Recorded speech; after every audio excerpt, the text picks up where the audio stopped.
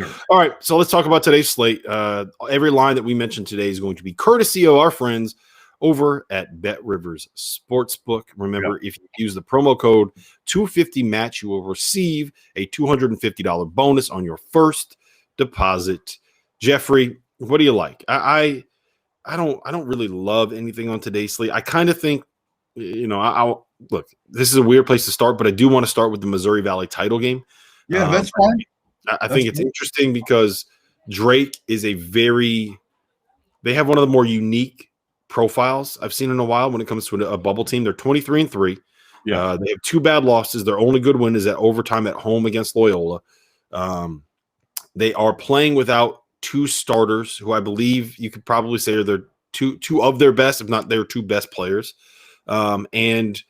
If they don't win this game, like I think that there's a real chance that they could end up being left out if the committee is going to take into account the fact that they're missing some players. Now, if I'm Darian DeVries, like I'm sitting here texting every reporter I know, these guys are expected to play in the NCAA tournament. We're expected to get them back. They're going to be healthy. They're going to play, blah, blah, blah, blah, blah, and just pump that narrative out as much as you can for the week up until Selection Sunday so that the committee thinks that they're coming back. But even if they come back, how effective are they going to be at this point? They're not going to be effective. A broken foot. It's a broken foot. It's not a broken nose.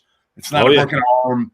Like a broken foot is really tough to come back from because you can't do anything. Yep. All right. So Loyola's laying 7.5. They've played twice this year. Drake won once in overtime. Loyola won once by 27 points on the first game of a back-to-back. I don't know how you can't be on Loyola in this spot. Yeah, I'm with you.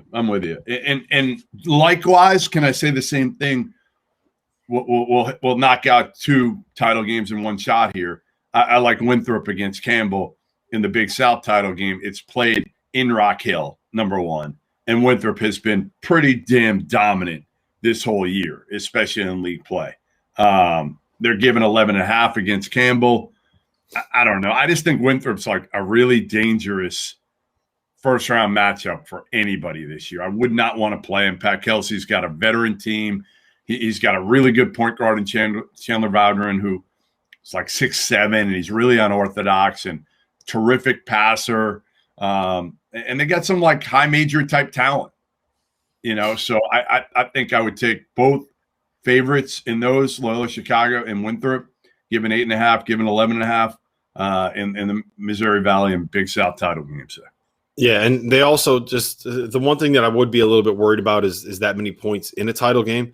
They played Campbell twice this year. The first game they won by 1. The second game they won by 18 points. Winthrop plays at a really fast pace. They're top 15 nationally in tempo. They are top 10 nationally in average possession length offensively, and they are top 10 nationally in offensive rebounding percentage, which means you're going to get second chance opportunities. Campbell did finish 3rd in the conference overall, so it's not like they're not playing a bunch of bums. But I do think that the ability of Winthrop to get on the offensive glass against a team that ranks outside the top 290 in defensive rebounding percentage makes me say, okay, yeah, let's be on Winthrop in the spot. So I'm with you there. I like both. So 82 Atlantic. Don't listen to what football guys have to say about college hoops. All right, move on. Oregon. I like Oregon against Oregon State in the Civil War, or whatever you want to call that one. I just think, again, we know more often than not, if you ride Dana Altman's coattails here, 5.5 points at Oregon State. Most of the time, you're gonna be in good shape, right? I mean, Oregon covers more often than not. They haven't been great this year. They have not. They don't have a rim protector anymore without Nafali Dante. They're not the same team. What's the line? 5.5. 5.5. All right. It's tough. A road game. I'm going to take Oregon there. I'm going to take Oregon because I think Oregon now has to be like emphatic in their wins. Like in their minds. In their minds, they're saying that right now. They're not in. Like they're probably in, but they're not in. And to me, if you're Oregon too, you can go from like a 9 or a 10. You're probably a 10 seed right now. To like if you win the Pac-12 tournament, you win this game, you win the Pac-12 tournament, you could go from like Not that it matters, like a 10 to a 7. Yep. There's a lot of other good games today. This is a great slate of Saturday college hoops. We have Memphis at Houston. Yeah. I think I kind of like Memphis in that spot. Houston is not. Yeah, it's a lot of points. Houston is not playing for anything really. They're probably not going to be able to get a 1 seed. Right. They can't win the American Conference regular season title. They're like, and Memphis thinks they can get in. Like Memphis, if they win this game against Houston, they're not far off. Right. There's a couple things with that. One, like if they win this game, they have a very real chance of getting into it's a road game against the top 10 team. A road win against the top 10 team is going to carry you a long way in this year's on this year's bubble. And the other part of it is like there was a lot of drama over this game and the schedule. Like Penny Hardaway and that staff is not happy with the way that this worked out. This game was initially scheduled to be played at Memphis on this day, but they had to switch it because the way that the American built their rules is that if the first game is canceled, right, because of a COVID pause, then you switch it and you play the second game in the location the first game was supposed to be played. So Memphis right now, instead of playing a home game, they're now playing a road game against the top 10 team, which really changes their chances of winning. They also could not get another game scheduled. Houston didn't play, like they were off for a long time. And Memphis, instead of getting a second game against Houston, when the commissioner of the league said publicly, like, okay, I want to help our bubble teams, he made Memphis play, I think it was like South Florida on Tuesday, and didn't get another game scheduled when it was possible. And look, I understand why Houston wouldn't want to do that, but if you're the commissioner of the league and you want to help these teams get in, like that's the kind of thing that you probably should do. So I can tell you that the Memphis side is aggrieved. They have a point to prove. They're pissed off. I don't know if it'll actually matter, but I like Memphis in the points in this spot. We're taking the angry about scheduling narrative, and we're trying to capitalize on it. I'm with you. I like Memphis getting 9.5 there for sure. Let's talk about the Big Ten games, and then we can talk about Texas Baylor and probably call it a day. So why don't we start with Michigan at Michigan State? They just played on Thursday. Michigan ran Michigan State out of the gym. It's another. It's not technically a back-to-back, but you're playing the same team twice in a row. How do you feel about this spot? This one is in East Lansing. It's a must-win for Michigan State. Like they're out if they don't win this game. Well, we saw what happened to the must-win with Duke. Now, again, it was at Carolina, and they had some fans there. I get it. Michigan State will have a little bit of a home court advantage there, feel a little bit better about it. But unless all of a sudden Cassius Winston appears with some eligibility, I don't see anything changing in the result. Now, again, could they keep it close? Could they cover? Yes. I don't see Michigan State winning this game, which is ultimately the most important thing for the Spartans. Ding, that's 4 today, baby. Let's go. I'm with you. I'm not doing it. Normally, I would do it. I'm staying away from betting it, just because like in these rivalry games and then a must-win game when you're playing at home, it's a little bit uncomfortable. But I don't. I think Michigan probably rolled.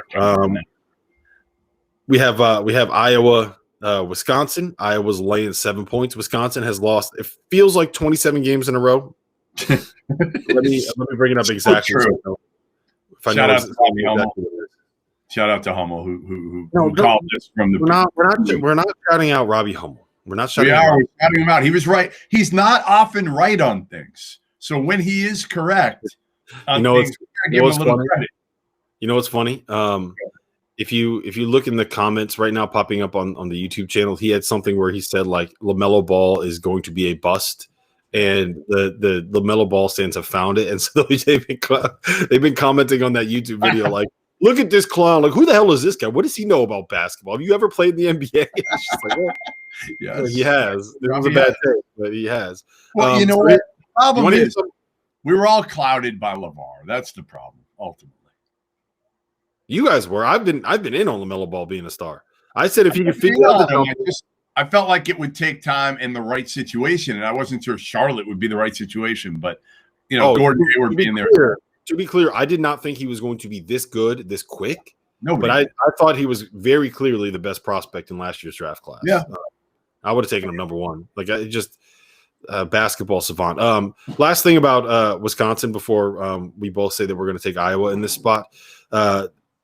I'm gonna read back these. So they've lost 2 in a row, 4 out of 5.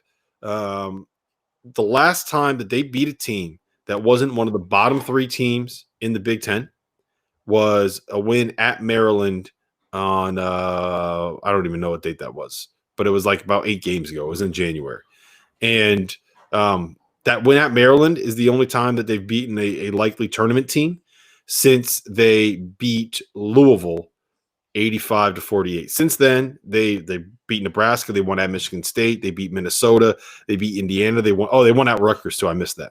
So yeah, that's it right there. They won at Rutgers and they won at Maryland. And those are their only good wins since beating Louisville. And like that's it. That's it. Those are their good wins. Yep. No, you're right. You're right. I mean, listen. To me, again, Wisconsin's kind of fallen off the map at this point. Fallen off the map, and can they win a game in the NCAA? Could they win 2? Yeah, I guess based on matchups, maybe they could. But I don't know anybody who's got any faith in this Wisconsin team right now, and I don't know how you can. Yep. Last one of the day. Yeah. Texas Tech at Baylor. My guess is that you're going to just shove all the chips in and say you can't give Chris Beard 8 points. You can't give Chris Beard 8 points. That's what I want to do.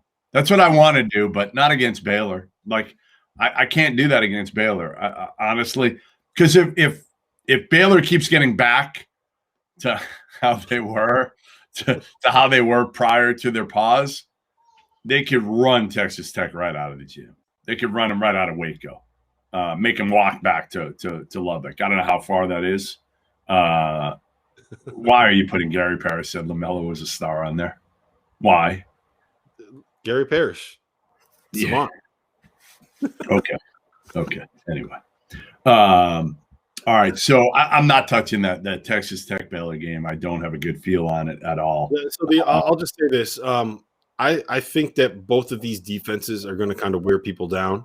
I think that we've seen Baylor that's 6. We hit the over. Hit the over. We've seen where Baylor struggled is with kind of the straight line drives and their legs being a little bit tired. I don't think that's going to be much of a factor against Texas Tech, but I will say this. I do think Texas Tech and kind of their scheming and their no-middle defense can limit a little bit what Baylor wants to do. Baylor's had a lot of success with some of these ball screens. Jesus Christ. With some of these ball screens. It's out of control. They've had a lot of success with ball screen offense. I was just going to end this pod. Yeah, we got to go. I just want to make a point. They've had Baylor's had really good success running a ball screen offense with Jonathan rolling to the rim. And Texas Tech can take that away, and we're done. There's too many dings. Wait. One more thing before we end. Tomorrow we will have our second guest appearance from a viewer. Tomorrow we won't say who it is until tomorrow. So make sure you tune in. And like I said, we're going to try to do it every week, once a week. May get tough during the NCAA tournament. I'm not going to lie to you. So, and Tim, I will put my phone on silent tomorrow. I promise. This one was honestly just to piss Dauster off. That's all.